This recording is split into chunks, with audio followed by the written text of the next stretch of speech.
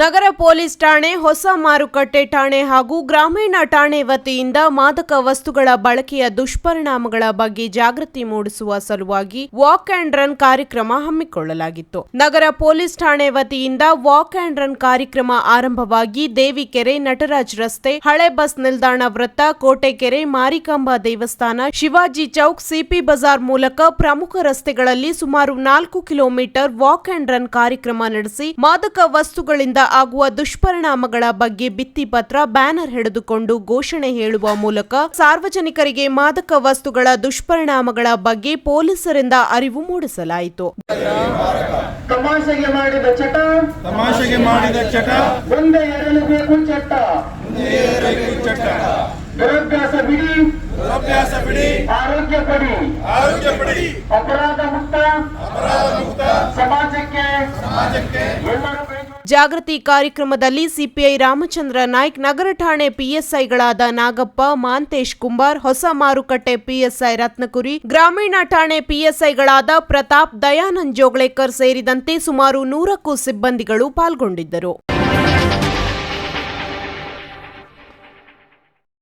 ಶಿರಸಿ ಹಾವೇರಿ ರಾಷ್ಟ್ರೀಯ ಹೆದ್ದಾರಿಯನ್ನು ಆದಷ್ಟು ಶೀಘ್ರವಾಗಿ ಪೂರ್ಣಗೊಳಿಸಬೇಕು ಮತ್ತು ಇತ್ತೀಚೆಗಷ್ಟೇ ಈ ರಸ್ತೆಯಲ್ಲಿ ಅಪಘಾತಕ್ಕೆ ಒಳಗಾಗಿ ಮೃತಪಟ್ಟ ಮಯೂರ ದಳವಿ ಅವರ ಕುಟುಂಬಕ್ಕೆ ಪರಿಹಾರ ನೀಡಿ ನ್ಯಾಯ ಒದಗಿಸಬೇಕು ಎಂದು ಆಗ್ರಹಿಸಿ ರೈತ ಸಂಘ, ಹಸಿರು ಸೇನೆಯ ನೇತೃತ್ವದಲ್ಲಿ 200ಕ್ಕೂ ಅಧಿಕ ಜನ ಬೀದಿಗಿಳಿದು ತಾಲೂಕಿನ ಮಳಲ್ಗಾಂವ್ ಕ್ರಾಸ್ ಬಳಿ 3 ತಾಸಿಗೂ ಅಧಿಕ ಕಾಲ ವಾಹನಗಳನ್ನು ತಡೆದು ಪ್ರತಿಭಟನೆ ನಡೆಸಿದರು. ಪ್ರತಿಭಟನೆ ನೇತೃತ್ವ ವಹಿಸಿದ್ದ ರಾಜ್ಯ ರೈತ ಸಂಘದ ಕಾರ್ಯದರ್ಶಿ ರಾಘವೇಂದ್ರ ನಾಯ್ಕ್ ಕಿರುವತ್ತಿ ಮಾತನಾಡಿ, ರಸ್ತೆ ಸ್ಥಿತಿಯಲ್ಲಿ ಸಂಪೂರ್ಣವಾಗಿ ಹಾಳಾಗಿ ನಾವು ಸಮಸ್ಯೆ ಎದುರಿಸುತ್ತಿದ್ದರೆ ಅಧಿಕಾರಿಗಳು, ಗುತ್ತಿಗೆದಾರರು ಎಸಿ ಕೊಠಡಿಯಲ್ಲಿ ಹಾಯಾಗಿ ಕುಳಿತಿದ್ದಾರೆ. ಪರಿಸರವನ್ನು ರಕ್ಷಿಸಿ ಅಭಿವೃದ್ಧಿಯನ್ನು ಬಯಸುವ ಜನ ನಾವು. ಆದರೆ ಗುತ್ತಿಗೆದಾರರು, ಅರಣ್ಯ ಇಲಾಖೆ ಅನುಮತಿ ಸಿಕ್ಕಿಲ್ಲ ಎಂದು ಸಬೂಬು ಹೇಳುತ್ತಾ ಇರುವ ರಸ್ತೆಯನ್ನು ದುಸ್ಥಿತಿಗೆ ತಂದಿದ್ದಾರೆ. ಈ ರಸ್ತೆಯಲ್ಲಿ ವಾಹನ ಸಂಚಾರ ಜಾಸ್ತಿಯಾಗಿದ್ದರಿಂದ ರಾತ್ರಿಯ ವೇಳೆ ಬೈಕ್ ಸವಾರರು, ಸಣ್ಣ ವಾಹನದಾರರು ಇನ್ನಿಲ್ಲದ ಸಮಸ್ಯೆ ಎದುರಿಸುತ್ತಿದ್ದಾರೆ. ಗುತ್ತಿಗೆಯ ನಿಯಮದಂತೆ 2024ರ ಮಾರ್ಚ್ ವೇಳೆಗೆ ರಸ್ತೆ ಕಾಮಗಾರಿ ಪೂರ್ಣಗೊಳ್ಳಬೇಕಿತ್ತು. ಆದರೆ ಇನ್ನು ಕೇವಲ 2 ತಿಂಗಳು ಸಮಯ ಮಾತ್ರ ಇದ್ದರೂ ಕಾಮಗಾರಿ ಆರಂಭವಾಗಿಲ್ಲ ಎಂದು ಅಸಮಾಧಾನ ವ್ಯಕ್ತಪಡಿಸಿದರು. ಮೊನ್ನೆ ನಡೆದ ಅಪಘಾತ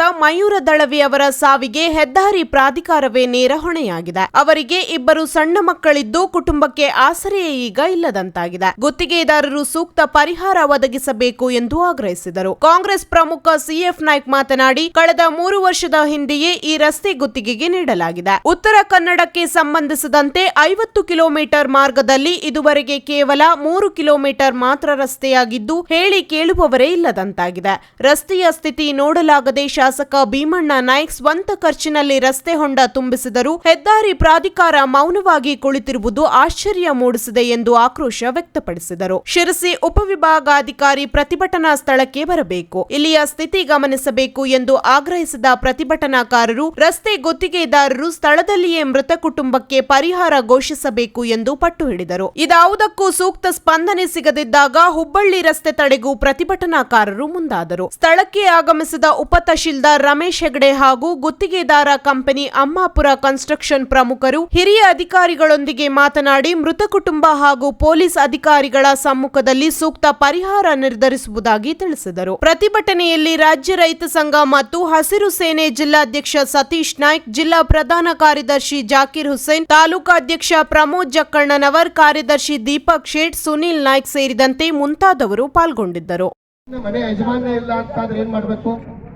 ಹಾಗಾಗಿ ಆ ಕುಟುಂಬಕ್ಕೆ ಪರಿಹಾರ ಘೋಷಣೆ ಮಾಡ್ಬೇಕು. ಇನ್ನುಳಿದ ಬೇಡಿಕೆಗಳ ಆಮೇಲೆ ಮಾತಾಡ್ಲಂತ ಮೊದಲು ಈ ಪರಿಹಾರ ಕೊಡೋರು ಯಾರು? ಆ ಗುತ್ತಿಗೆದಾರ ಬಂದ್ರೆ ಗುತ್ತಿಗೆದಾರ ಇವತ್ತಾಗಾದ್ರೆ ಬಂದು ಅವ್ನ ಯಾಕೆ ಕಳ್ಳಂತರ ಇರ್ಬೇಕು? ಎಲ್ಲೋ ಎಸಿ ರೂಮಲ್ಲಿ ಹಾಯಾಗಿ ಕುತ್ಕೊಂಡು ಅವ್ನು ಬಿಟ್ಟು ಬಿಡಕ್ಕೆ ಆಗ್ತದೆ?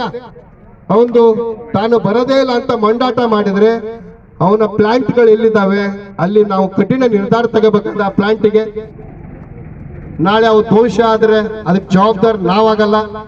ಸಮಾಧಾನ ಪಾಡಿಸಿ ಹೋಗ್ಲಿಕ್ಕಾದ್ರೆ ನೀವು ಹೇಗಿದೀವೋ ನಿಮ್ ಗಾಡಿ ಇಲ್ಲೇ ಬಿಟ್ಟು ಹೋಗ್ಬೇಕು. ಯಾಕಂದ್ರೆ ಆ ಗಾಡಿ ನಾವು ರಿಲೀಸ್ ಮಾಡೋದು, ಆ ಗಾಡಿ ಎಲ್ಲಿದೆ ಅದನ್ನ ಇಲ್ಲಿ ಹಚ್ಚಿಬಿಡಿ. ಈ ಮಕ್ಕಳಿಗೆ ಪರಿಹಾರ ದೊರಕಿದ ಮೇಲೆ ಅವ್ರ ವಾಹನ ಬಿಡೋಣ. NHAIದವ್ರದ್ದು, ಹೆದ್ದಾರಿ ಪ್ರಾಧಿಕಾರವ್ರದ್ದು ಏನಿದೆ ಅವ್ರ ವಾಹನ ಇಲ್ಲ ಅಂದ್ರೆ ನಾವು ಬಿಟ್ರೆ ನಾವು ಪ್ರತಿಭಟನೆ ಮಾಡೋದು, ಮನವಿ ಕೊಡೋದು. ಇದು ಎಷ್ಟು ಸಾರಿ ಹಿಂದೆ ನಮ್ಮ ಆರಕ್ಷಕ ಇಲಾಖೆಯವರು